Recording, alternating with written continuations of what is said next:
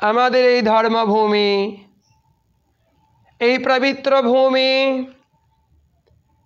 এই ভারতবর্ষের মাটি, যেখানে আমরা বহু জন্মের সুকৃতি ফলে এই সুন্দর মনুষ্যরূপে জন্মগ্রহণ করেছি। এই ভূমিতেই ভগবান শ্রীকৃষ্ণচন্দ্র, ভগবান শ্রীরামচন্দ্র, এই ভূমিতেই কত কত মহাত্মা, কত মনীষীর আগমন হয়েছে। আজকে আমরা পরম সৌভাগ্য, আমরা সেই ভারত মাতার সন্তান হতে পেরেছি।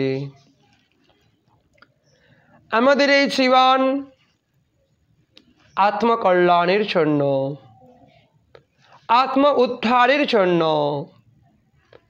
আমাদের সেই উদ্ধারের কাজ, নিজের কল্যাণের কাজ নিজেকেই করতে হবে। জনম জনম ধরে আমরা কেবলমাত্র মনের দাসত্ব করেছি। এই মন আমাদেরকে মুগ্ধ করে বারংবার বিভিন্ন জনিতে পরিভ্রমণ করিয়ে কেবলমাত্র কষ্ট দিয়েছে। আজ সুন্দর বিচার বুদ্ধি সম্পন্ন বিবেকময় মনুষ্য জীবন লাভ করেছি। আজকেও যদি আমরা ভগবানের ভজন করতে না পারি, আজকেও যদি আমরা হরিগুরু বৈষ্ণবের চরণতলে পৌঁছাতে না পারি, আজকেও যদি আমাদের জিহ্বাতে ভগবানের নাম দিতে না পারি, তাহলে আমরা এই পবিত্র ভূমিতে জন্মগ্রহণ করলাম কিসের জন্য? কিভাবে আমাদের এই মনুষ্য জীবনের লাভ উঠবে? কেবলমাত্র ভোগের মধ্য দিয়েই আমরা সুখ শান্তি আনন্দ খুঁজে বেড়াচ্ছি। কিন্তু চিন্তা করে দেখুন, মানুষের চাওয়া পাওয়ার সীমা কখনোই শেষ হয় না। যত চায় তত পায়, যত পায় আরও তত চায়। জীবনের মৃত্যু সমাগত হয়ে যায়, আয়ু সমাপ্ত হয়ে যায়, মৃত্যুর প্রহর গুনতে থাকে। সেই মৃত্যু শয্যাশায়ী মানুষের তথাপি মন থেকে কিন্তু বাসনা মেটে না। কিন্তু জীবন তো দাঁড়িয়ে থাকে না। ওই বাসনা আমাকে আবার একটা পুনরায় জন্ম প্রদান করে। ভগবান সেটাই বলছে বারংবার, এই মন তার বাসনার দ্বারা আমাদের জীবাত্মাকে বদ্ধ করে একটির পর একটি যোনিতে আমাদেরকে পরিভ্রমণ করায়। ঠিক যেমন করে জোঁক একটা ঘাস ত্যাগ করে আর একটা ঘাসকে জড়িয়ে ধরে, ঠিক তেমন করে আত্মাকেও এই মন বশীভূত করে, এক দেহ থেকে আর একটা দেহে নিয়ে চলে। তাহলে আমরা বিবেক বুদ্ধি সম্পন্ন যে জীব, আমাদের এই বিবেক বুদ্ধিকে যদি আমরা ভগবত কাজের মধ্যে না লাগাই, যদি ভগবত সেবার মধ্যে না লাগাই, আমাদের এই জীবন কালকে কোন জীবনে গিয়ে আমরা পৌঁছাবো? আমরা সবসময় ভালো থেকে আরও ভালো খোঁজার চেষ্টা করি, আমরা মধুর থেকে আরও মধুরতম খোঁজার চেষ্টা করি। কিন্তু আমরা যাতে এই জীবন থেকে আরও ভালো জীবন লাভ করতে পারি, এই জন্ম থেকে আরও সুন্দর জন্ম লাভ করতে পারি, তার জন্য এই কলিকালে ভগবান যদি সহজ রাস্তা দেখিয়ে গেলেন। হরের নাম, হরের নাম, হরের নামৈব কেবলম, কলৌ নাস্তেব নাস্তেব নাস্তেব গতিরন্যথা। কলিকালে একমাত্র হরিনাম, হরিনাম, কেবলমাত্র হরিনাম, এছাড়া গতি নাই, গতি নাই, গতি নাই। তথাপি আমরা কেন আছো এই জিহ্বাতে সেই ভগবানের পবিত্র হরিনাম দিতে পারি না? ভগবানের নামে আমাদের জনম জনমের পাহাড় প্রমাণ পাপরাশি ভস্মীভূত হয়ে যায়।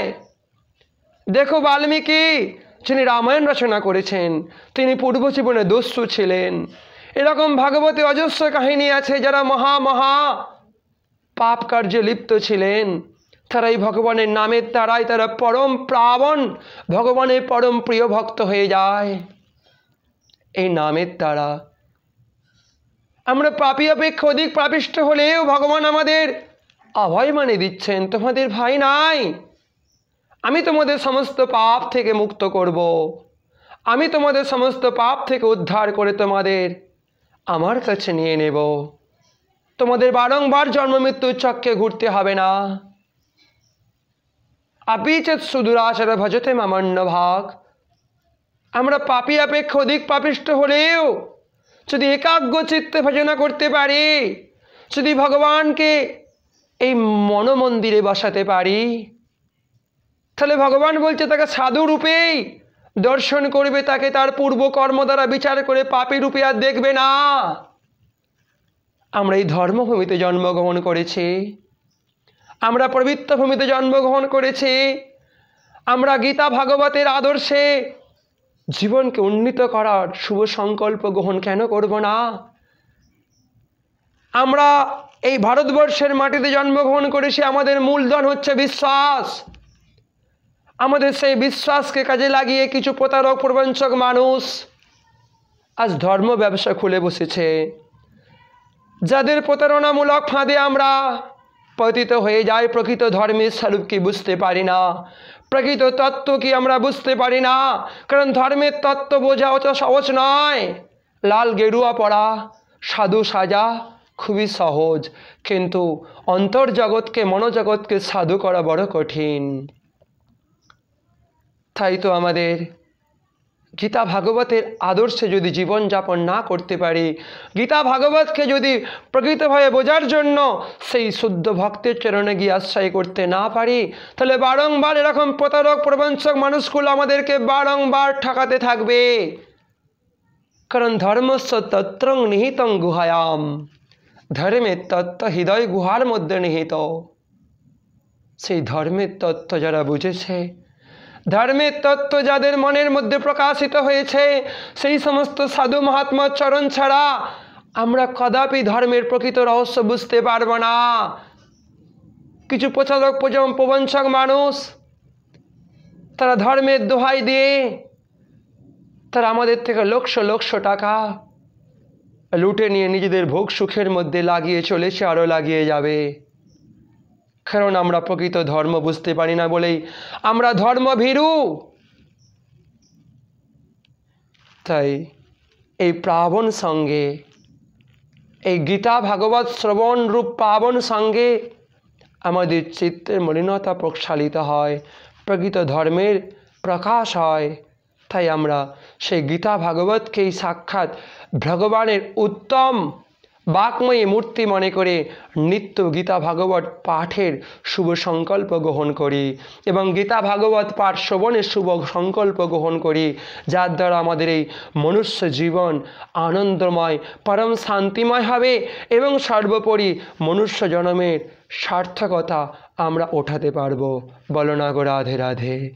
হরে কৃষ্ণ হরে কৃষ্ণ কৃষ্ণ কৃষ্ণ হরে হরে, হরে রাম হরে রাম রাম রাম হরে হরে।